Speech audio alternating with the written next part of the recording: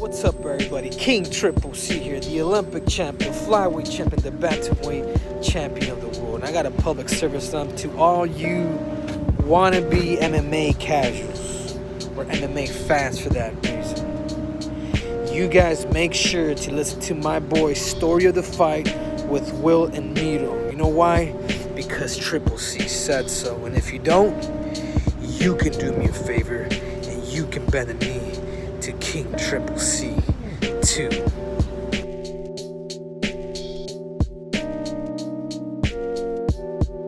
All right. So, covering the fights. Yeah. I'm a little bummed on some of the changes that happened to this card. This card was a lot more stacked when it was officially announced. And even going back to, what was it, yesterday or 2 days ago, that Kutalaba fight got canceled because that positive COVID test. Right? Yeah. Greg Hardy versus Khalil Roundtree would have been cool. He might have been playing possum again, though.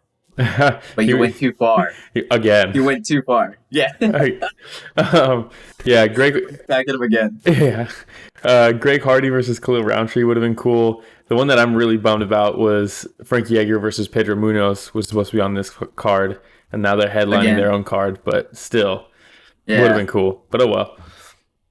What are you going to do? It's all good, man. I mean, we still have a pretty good card either way. Yeah. Right? So I'm excited about it. And honestly, when I take a look at this fight, the main event, and what it means for mixed martial arts in general, this could be one of those fights where I just pay to watch one fight, and I'd be happy with it. Yeah, exactly. You know, so I don't think with this specific main card that the UFC had to go all out.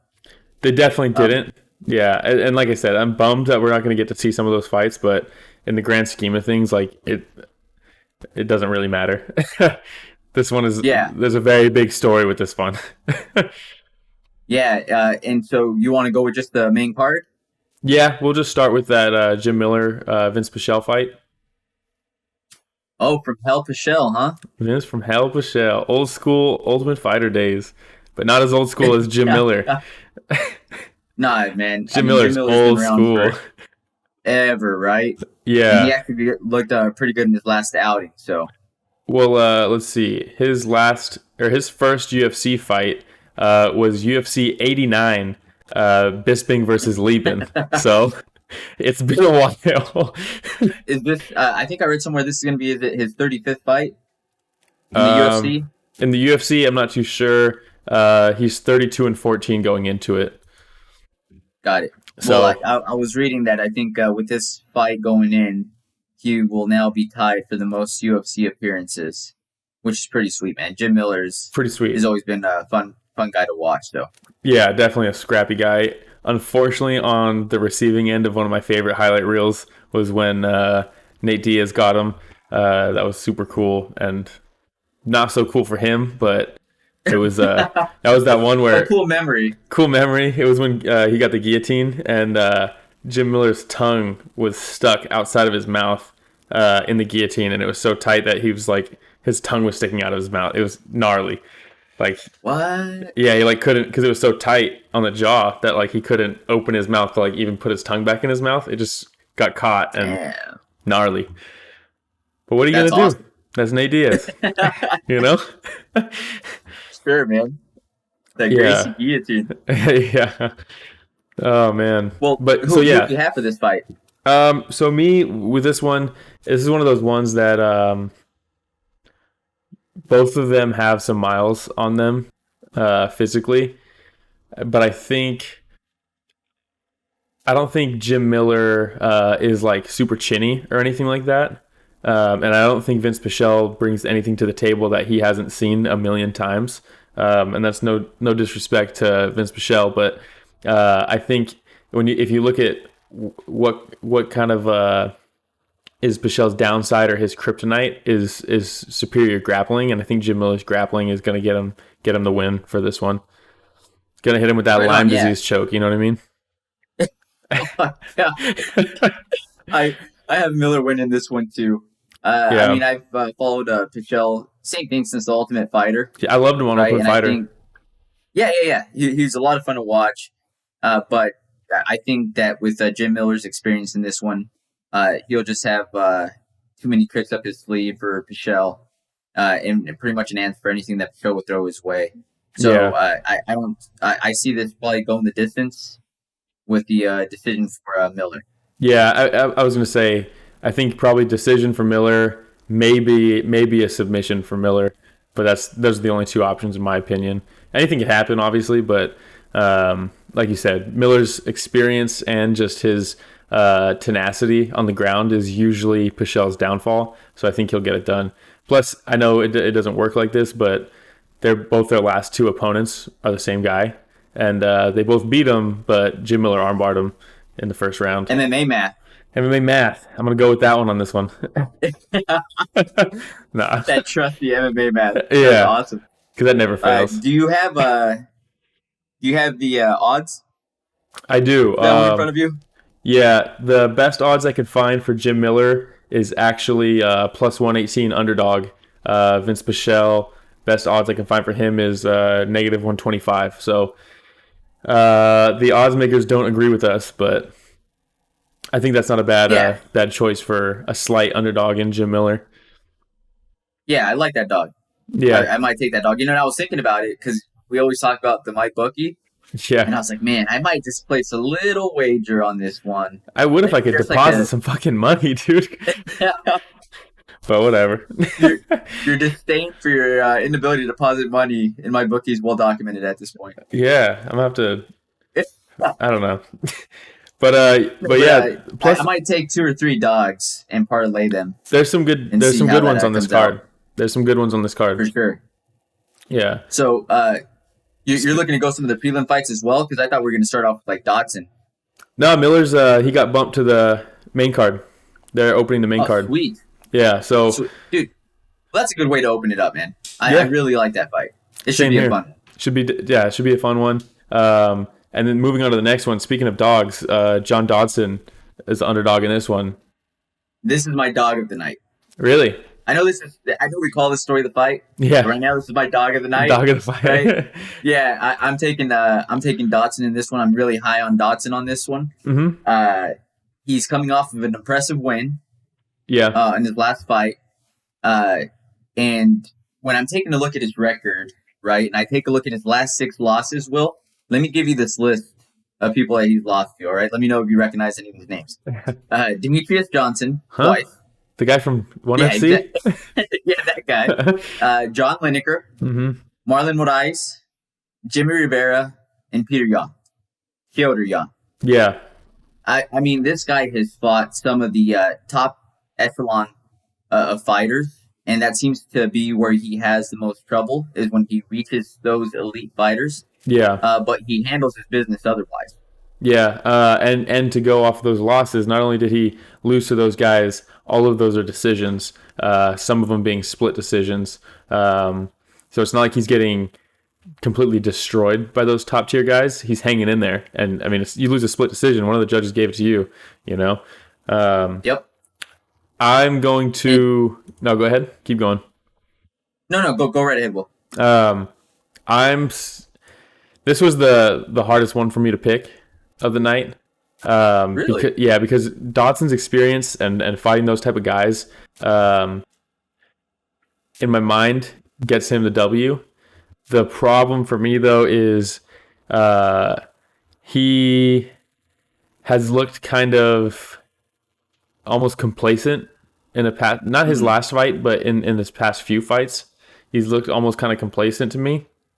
And Merab has that kind of tenacity and that aggressiveness, especially, I mean, with his grappling, that I think if you're complacent, you're just going to get stuck.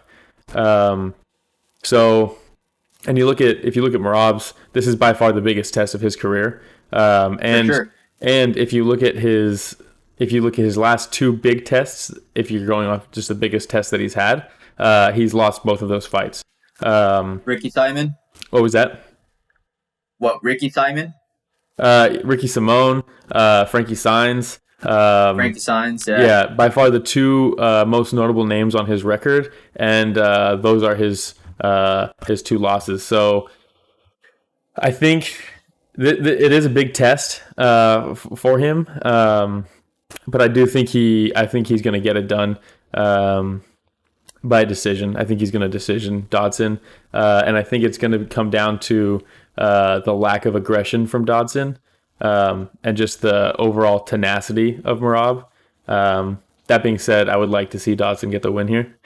And I do see he does have paths to victory. For me, it's just I don't know where he's at mentally coming into this one, and I know where Merab is mentally coming into this one.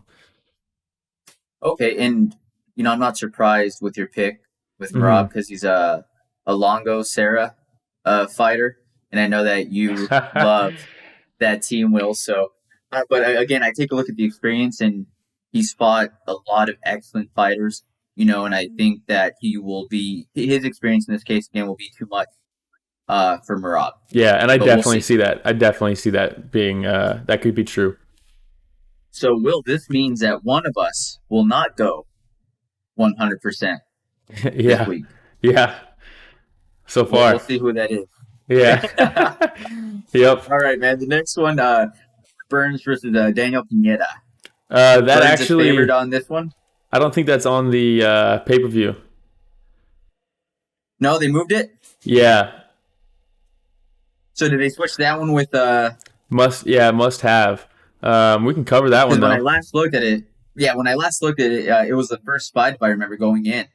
Gotcha. Yeah, they moved some stuff around. There's so many things moving around though. Yeah, from what I'm looking at on Tapology and nextufc.com, shout out to that dude. He's a Redditor that made this website that just shows you the most current MMA cards. Hopefully he updated it. Who knows if he did or not. But yeah, he has it. Jim Miller, Vince Pichel, Dodson versus Merab, Dos Santos versus Rosenstruck, O'Malley versus Vera as the co-mains now, and then Stipe versus DC. But we can cover, we can cover Herbert Burns. That card's so dude. I still love this card. Yeah, it's still great. Pulling off all those fights. Mm-hmm. It's a great card. Yeah, yeah. But when I was saying that I'm bummed that some of these things we're not going to get to see, it's not like I'm bummed because of what the card has now become. It's just I'm still bummed we don't get to see that this weekend. That's the only thing I meant. Yeah. Well, and again, especially when you talk about Frankie Edgar, dude, I know you're a huge Frankie Edgar fan. If you could watch him fight every weekend, I know you would. Yeah, right? And I want to see him at this weight class. He looks shredded. Yeah. But no, I get it. I get. Now, does he look Jose Aldo shredded? Damn near. Really? Damn near. Yeah, he looks good. And I mean, let's be honest. This is probably the way he should have been at his whole career if it was an option. Absolutely. Not a big guy. Absolutely. I was actually taking a look at some of the highlights from Maynard Edgar 3. Oh, man. I know. Maynard Edgar 2 is one of my favorite fights of all time. Insane fight. Yep. Insane fight. Great trilogy. But with Herbert Burns, what do you think about that one? I'm going to have to go with Herbert Burns. It's just I think he's had less fights, but he's had more high-level fights. He has the experience. He obviously has savagery in his blood. Savagery. Yeah, his I like that. Yeah, his brother is insane, and I'm not going to pick this because his brother is a contender, but he just he's getting world-class training. He's an animal himself. His last fight was Evan Dunham choked him out in the first round. I mean, you look at his last he's on a 5-fight win streak. All finishes. Yeah, triangle armbar, rear naked choke, triangle choke, knees from the clinch, rear naked choke. I just do not see him stopping until he gets a big name in front of him. Yep. Yeah. I feel the exact same way. I have Herbert Burns as well. He's coming in a minus 285 favorite. Yeah. So I don't know if there's too much money to make off this guy if you're looking to place a nice bet. But if you're looking to make a little bit of money, probably one of the safer fights in my eyes. He seems like a very safe weekend. Yeah, he seems like a very safe guy to throw on a parlay just to stack it a little bit more. I do not see him losing this fight. Yeah. Now, when I take a look at Daniel Pineda too, though, this is 42nd fight. Yeah. 42nd. Yeah. That's a lot of fights. Yeah. How many people on his record have you heard of? Not very many. But I will tell you this. Technically, he should be on a 6-fight win streak. Yeah, he's got some no contest. His last 2 were no contest because of some Mexican supplements. Yeah. That weren't approved of. And but still going with Herbert Burns on this one all the way. Yeah, I just do not, like we've said before, anything can happen. Everybody knows that. I would be very, very, I'd be shocked if he didn't get this done. Yeah, and when I take a look at this fight, Will, one of the things I was taking into consideration was possibly placing a bet on this not going the distance. That's a great bet. Even then, though, I don't think the odds are even. They're probably still not great. Better than minus 285 or whatever it was. Yeah. But taking a look at Pineda, his last 6 fights, I believe, also have come by way of finish. Mm-hmm. Same thing with Herbert Burns on his last 5. So, I think it's another safe bet with an opportunity to make a little extra cash, right? Yeah, to not make the distance. Definitely. Yeah. So which one do you have next on your card there? What was that? Sorry? Which one do you have next on yours? Next would be JDS versus Rosenstruck. Great fight. And when I looked at this last weekend, we had JDS at a plus 130. Yeah. Last I saw this. I pulled it up again today, and it's minus 105 versus Rosenstruck at minus 125. I can find through my bookie. Yeah, I can find JDS at plus 113, the highest. But it's a pick 'em fight. Oh yeah, absolutely. And so this is for me when we talk about the hardest fights to pick for the night. Well, this was my hardest one because that's one of the things I take a look at whenever I'm picking fights is the experience, right? JDS, he's been in there with the who's who of the heavyweight division. When we talk about fighters that have fought elite fighters in their division, I mean JDS is right there, former champion. Yep. He's got some miles on him. He's got some miles. He's got some miles, and the last 2 losses were against Curtis Blades and Francis Ngannou, and both of them, I believe, he lost by TKO. Yeah. You know what takes away miles on your body in fighting are Mexican supplements and acai bowls. Mexican supplements, and in this case, a Mexican fighter as well, in Cain Velasquez, because those fights that he had with Cain, I feel like he hasn't been the same since, man. No, those were brutal. Definitely, but I mean, he has some miles on him. His chin is definitely not what it used to be. But what can repair that is eating a ton of acai bowls and taking Mexican supplements. And we did that video recently. He looks insane. So who knows if he shows up and his chin looks phenomenal against someone like Rosenstruck who hits that hard. My question mark is burning. But yeah, I would say. Who'd you pick? Who do you have in this fight? Man, again, this was the hardest one for me, and I went JDS. Okay, so we're differing again. I got Rosenstruck on this one. Okay, so you're going Rosenstruck, and I'm guessing by TKO or KO. Yeah, I got him in. If I had to pick a round, second round TKO, because I just don't see. Yeah, JDS has the experience, but heavyweights in the small cage, I just do not see JDS being able to evade Rosenstruck's strikes, especially that check hook that he does so well. And Rosenstruck hits so hard that even somebody who is fresh onto the scene can get KO'd by him. I mean, you saw what he did. I mean, he knocks people out. Alistair? He hits hard. And I was going to say Alistair, but then I was like, you know what? Alistair has the miles on him too. But he was losing most of that fight when you take a look at it. Yeah. And he ended up winning with that punch that split Alistair's lip. Yeah, and I mean, you look at his if you take away the Ngannou fight, which doesn't tell me anything about Rosenstruck's ability to handle elite strikers, because it doesn't matter if you're a god at striking, you're going to get hit once and you're going to go out. But you look at his 1, 2, 3. Let's see, 1, 2, 3, 4, 5 fights in a row were finishes up until that Ngannou fight. So it being the smaller cage, Dos Santos can't rely on his footwork like you see heavyweights like Arlovsky, JDS, Overeem really rely on their footwork to stay away and pick their shots with their experience because they know they can't stand and trade like they used to. In the smaller cage with heavyweights, he's not going to have that luxury of being able to move around as much. And I think Rozenstruik eventually is going to catch him. And I think he definitely has the power to finish him. And I think that's probably what's going to happen. Yeah, and that was my fear. I think when we talked about it last week or a couple weeks ago, where I said, all it takes is one punch from Rozenstruik really to be able to put JDS away. The other thing I'm taking into consideration, like you said, not much. You can't take very much away from a knockout by Ngannou. Yeah, right. Because that happens guy just to everybody. Yeah, but the thing that I am taking into consideration off that fight is that he was knocked out cold.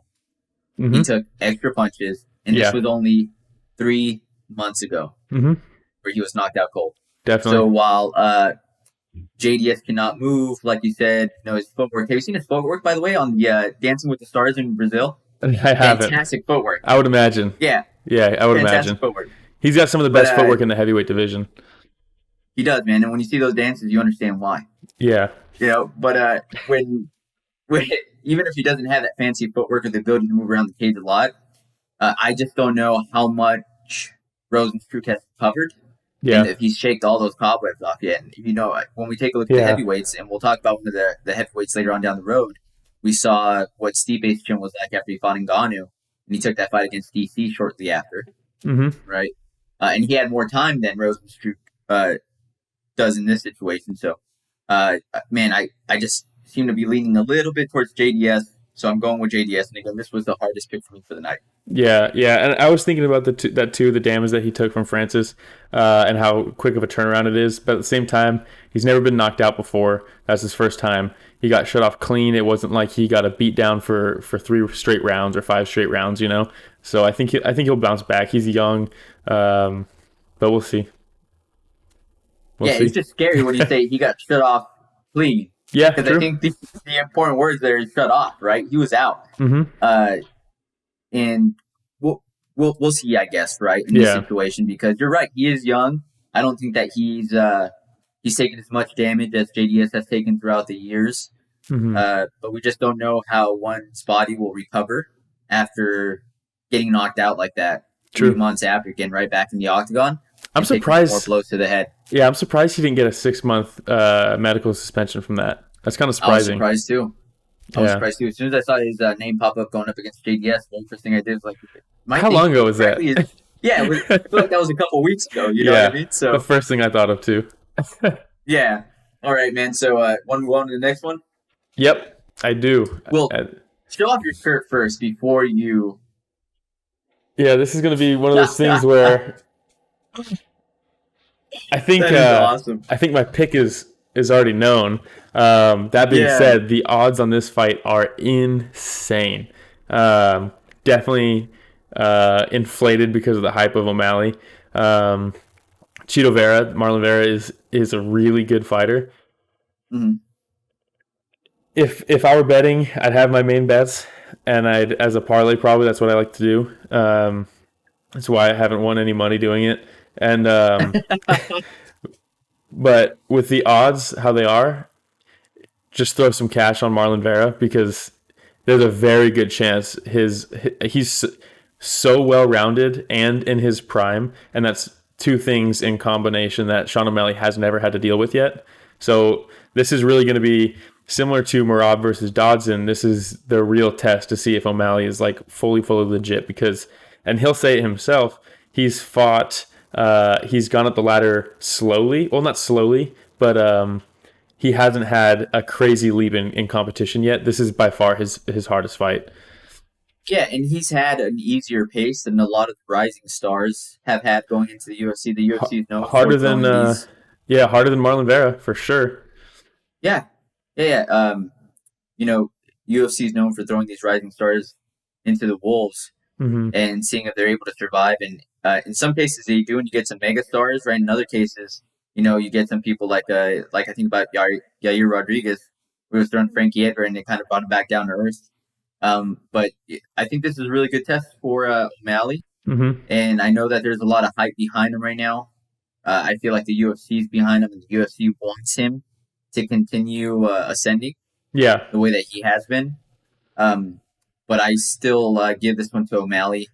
I love Chito Vera's aggressive style, but I also think that will play into O'Malley's ability to counter his counter strikes. I don't see it being a finish. No. This is what I see going the distance. But I'm excited to see what O'Malley could do going up against Vera. Yeah, I think O'Malley wins the decision. You look at Chito Vera.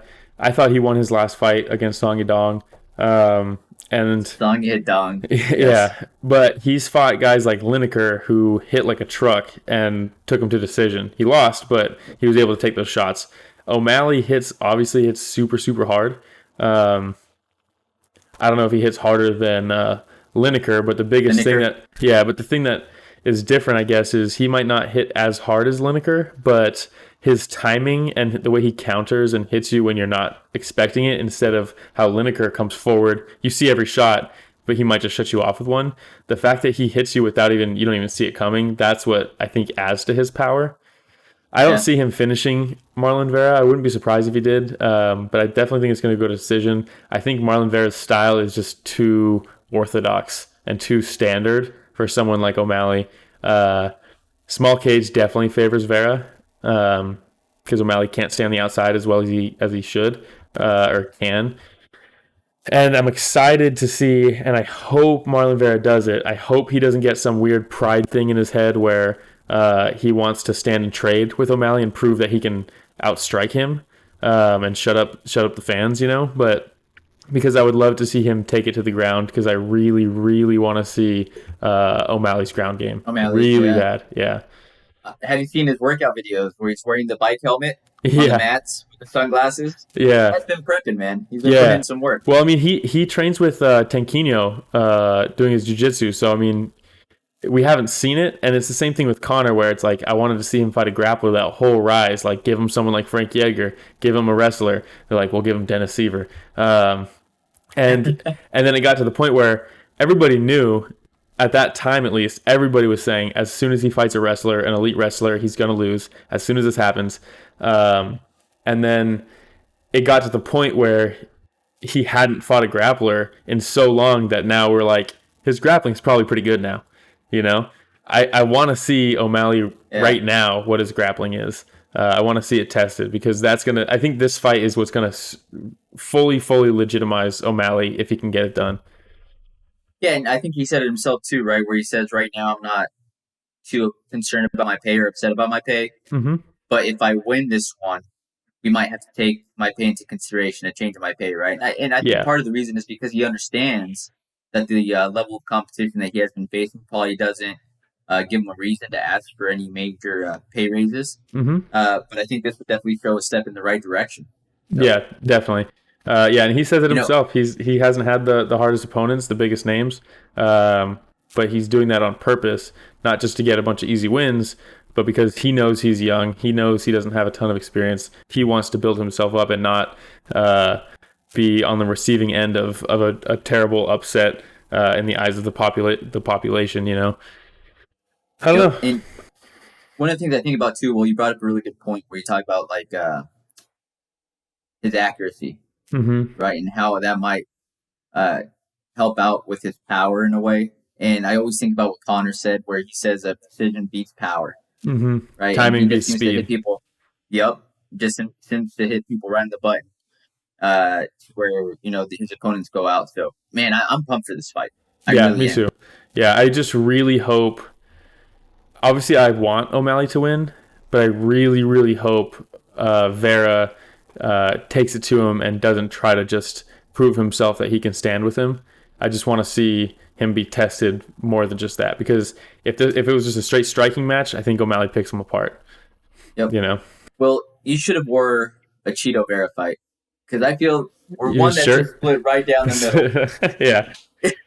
I'm a big Chito Vera fan. No, I Yeah. like. I mean, our boy George uh, reached out to us on Yeah. Instagram and said that he has Vera winning this one being an upset. Mm-hmm. So thanks for reaching out to us, George, via Instagram. Uh, we'll see how it goes. He sounded Yeah. super confident. We've been talking about it. I You talked know, to him today about it too. That oh, he's did you? like the odds are too good. That's the upset right there. And it could So very well happen. That's what makes it the could. sport so great.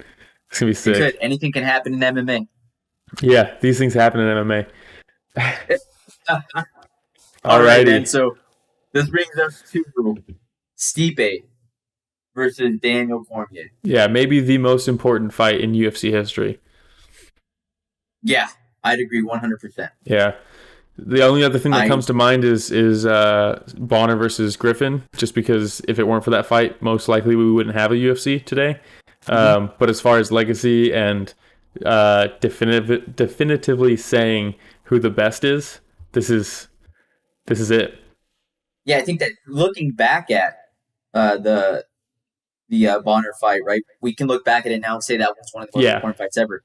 But going in, I yeah. don't think there was a crowd thinking like this fight coming up here I know. is gonna be a major deal, right? Yeah. So for us fans being able to go into this fight knowing that we're gonna be witnessing greatness at the end of this fight, during the fight, dude, I'm getting goosebumps just talking about it right now.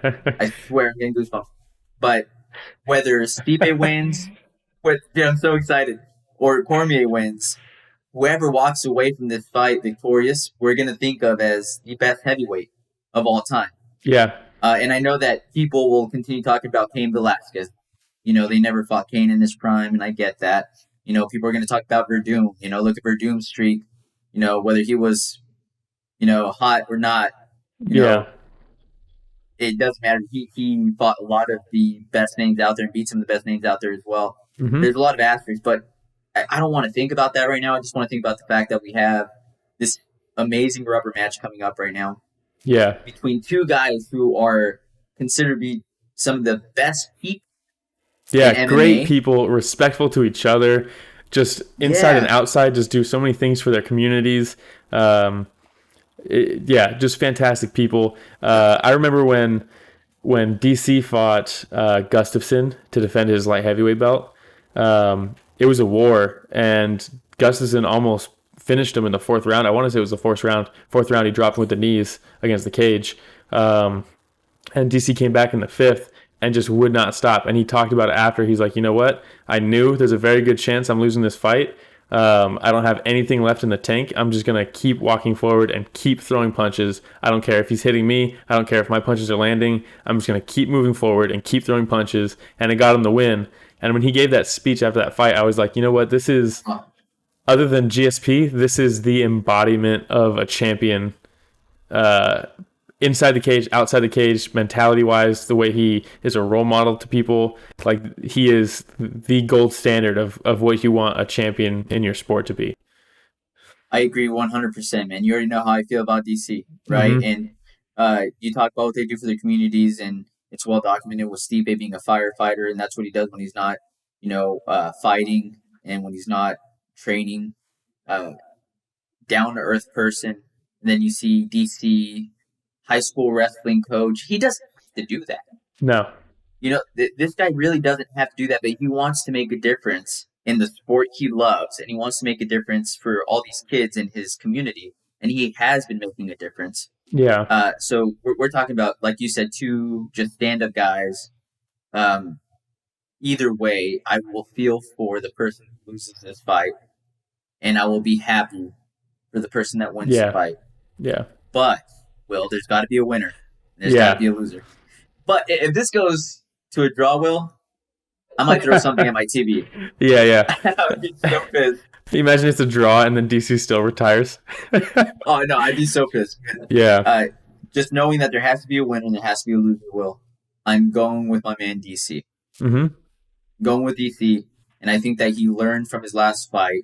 It was very uncharacteristic of DC to be walking towards Stipe with his hands down, overconfident, thinking that he could take a lot of these heavyweight blows, and he paid the price. I think he comes in with a smarter game plan. I finally think that he uses some wrestling. Now, I know Stipe can wrestle as well, but we're but not talking like next level DC here can. with DC. Yeah. And I say that DC, takes him down repeatedly and is able to, be aggressive on top, some ground and pound. And I see this going 5 rounds. Yeah. I have DC by decision for similar reasons. I don't think it was necessarily the him walking with his hands down because he was using the mummy guard a lot, which he does a lot to kind of wade in. He can shoulder roll these shots. He can frame and post away at your strikes, and then he can land his shots because he's a smaller guy. Now The body shots? there was the body shots and that mummy guard, and that's what was so impressive with Stipe to recognize that mid fight.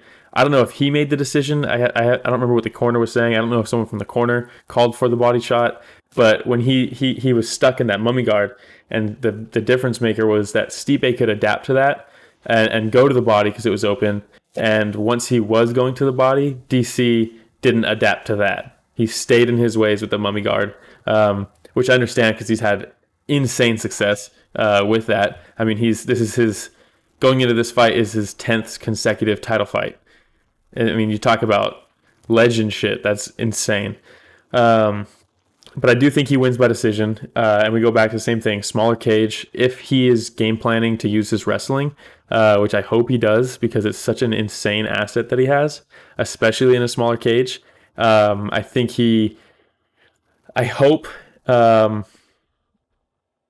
this is the only question. This was a hard one for me to pick because Stipe is so good off of his back foot that if DC is pressuring with his takedowns the whole fight and pressuring on the cage, I mean, DC pressures no matter what. He's constantly walking forward.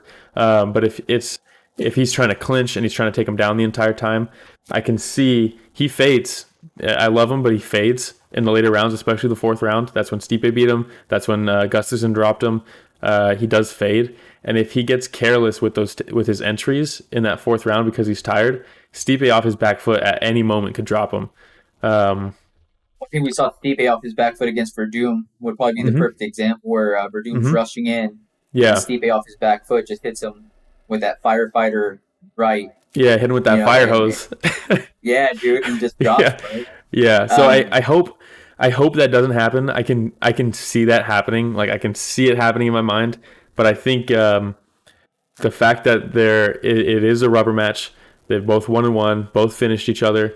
In my opinion, the best rubber match, at least going into it, the best rubber match of UFC history. A lot of times when we get a rubber match, it's the momentum just continues, like Kane versus JDS, Maynard versus Frankie Edgar. The rubber match itself, the third final fight, didn't mean that much because of what happened in the previous fights. But I mean, with this one, it's so even, and the fact that he's going to retire after that, I think DC's not an idiot, and he's not going to be complacent in this one. I think he's going to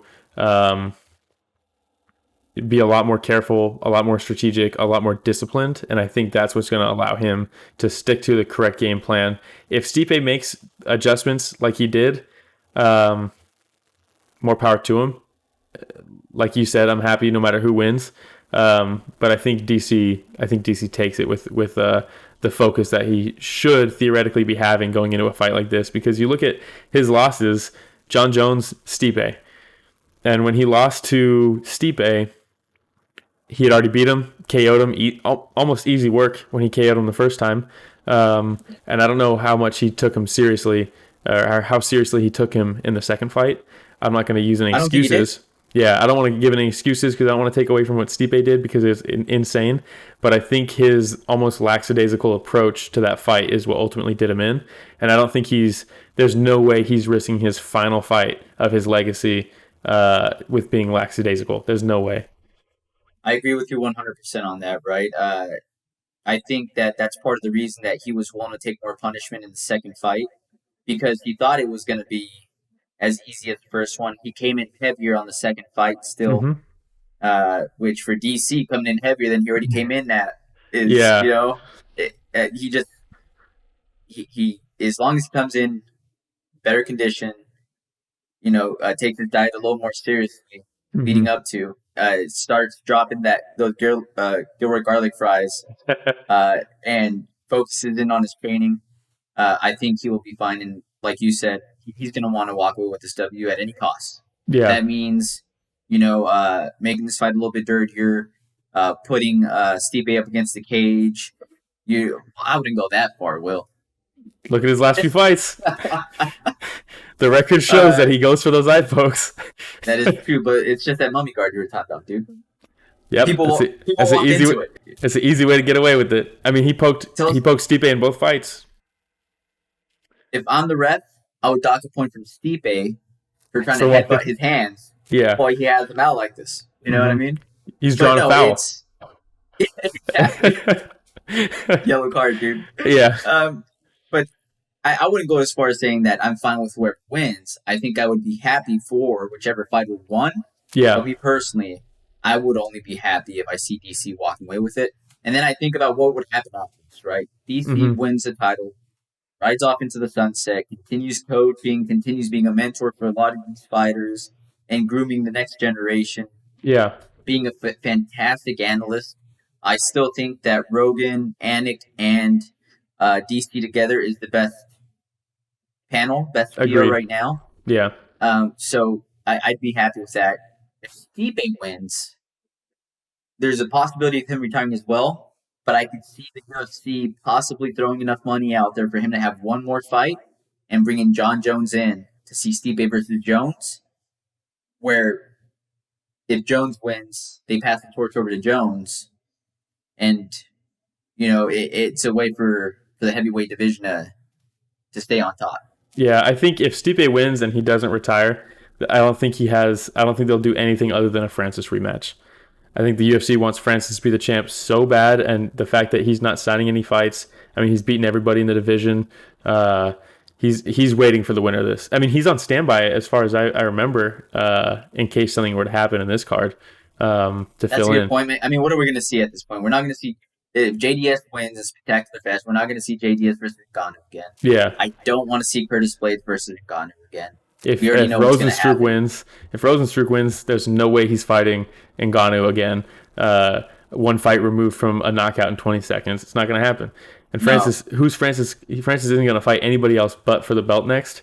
So if DC wins, I think even if no matter who wins this fight, if Stipe doesn't retire, which I don't think he will, I wouldn't be surprised if he retired, but I don't think he will. I think no matter what, the next heavyweight title fight we see is Stipe versus Ngannou. Even if it's for a vacant belt, if DC wins and retires, I think that's probably what ends up happening. Well, time will tell. Yeah. Awesome, man. You'll know before me since you're in the future. Yeah. I'll let you know what happens, man. Yeah. Do you have anything else? No, that's pretty much it. All right, everybody. Thanks for watching Story of the Fight. Hope you guys enjoyed our picks. Let us know how it goes for you this weekend. Talk to you guys later. All right, everybody. Thanks for listening to Story of the Fight. We really appreciate everybody's support. If you don't mind hitting the subscribe button, and when you do subscribe, make sure that you hit the notification button as well. That way you get notified whenever we upload anything new. Don't forget to hit the like button. It goes a long way for us. And leave some comments. We love interacting with everybody. Yeah, and if you want to stay even more up to date, you can follow us at Story of the Fight on Instagram and Twitter. And you can email us at storyofthefight@gmail.com. Ask questions, give us feedback, critique us. We want to make this better, and input helps us do that. Thanks for listening to Story of the Fight, everybody.